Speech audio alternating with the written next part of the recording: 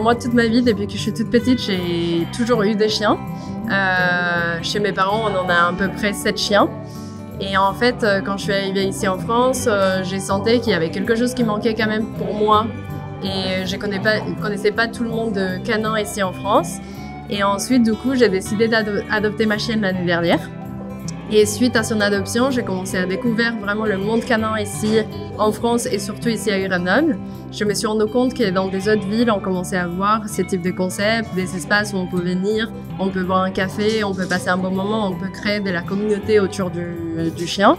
Et du coup, je me suis dit, il n'y a rien comme ça ici à Grenoble. Et pourtant, on est une grosse communauté. Enfin, moi, presque tous mes copains que je me suis fait ici dans cette ville, c'est grâce au toutou. Et du coup, je me suis dit, je vais faire ça, je vais créer le petit Disneyland pour les chiens ici à Grenoble. Et du coup, c'est dès là que tout s'est déroulé, que j'ai commencé à chercher un local, que j'ai commencé à vraiment chercher qu'est-ce que je voulais faire de moi pour être différent aux autres concepteurs. Moi, vraiment, ce que je veux, c'est que ça soit une expérience, que quand les gens y rentrent, ils se sentent vraiment accueillis et qu'ils sentent que leurs chiens ils sont en sécurité. Aussi qu'ils puissent rencontrer des autres maîtres chiens pour parler des différentes problématiques qu'on peut avoir les jours à jour. Et puis du coup, la mise en place de différents ateliers, des différents événements que j'ai fait chaque mois. Et puis voilà, c'est comme ça que l'idée elle est venue, quoi.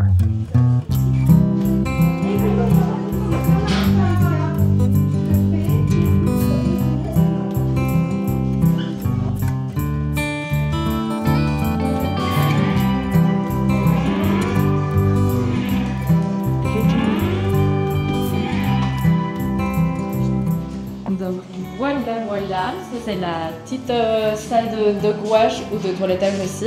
Et du coup, il y a la baignoire qui peut tenir des chiens jusqu'à 150 kg. Et puis, on a la partie séchage. Tout le matériel est professionnel. Et du coup, on les met à disposition pour les propriétaires quand c'est en libre-service.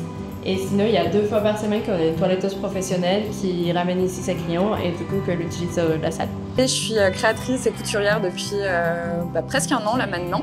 Et je fais essentiellement des bananes pour chiens, enfin des bananes pour les balades et accessoires pour chiens là depuis peu en lien du coup avec Maro et Mana.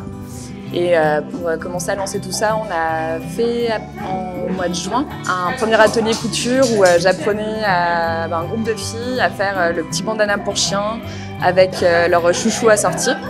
Et ça leur a bien plu, c'était un chouette atelier, on a passé un bon moment et là on va bientôt en refaire un nouveau. Donc voilà. J'ai découvert ça pendant les vacances cet été avec un extrait je sais pas, sur internet, et puis du coup j'ai été sur la page Instagram et j'ai découvert le lieu sur Instagram. Je trouve que c'est une super idée parce qu'on connaît beaucoup les bars à chats mais on connaissait pas du tout les bars à chiens, et moi qui suis propriétaire d'un chien, j'aime bien pouvoir l'emmener de partout, le sociabiliser, et je trouve ça génial d'avoir un endroit justement où on peut venir, passer un bon moment et puis laisser son animal en liberté.